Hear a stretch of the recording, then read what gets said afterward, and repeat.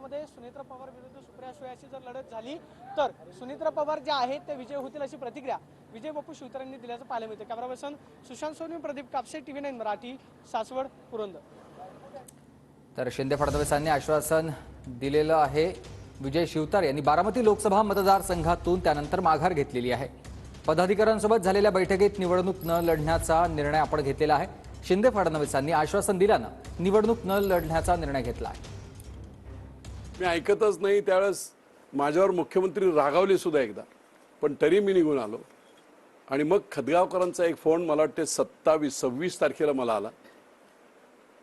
बापू, मुख्यमंत्र्यांना अडचण होते तुमच्यामुळे, महायुतीला अडचण होते तुमच्यामुळे, सर्व ठिकाणी जर अपक्ष उमेदवार जर लोकांनी एकमेकांच्या विरुद्ध केले तर महाविकास आघाडीचा फायदा होत कदाचित 10-20 खासदार पडतील अशी परिस्थिती आहे।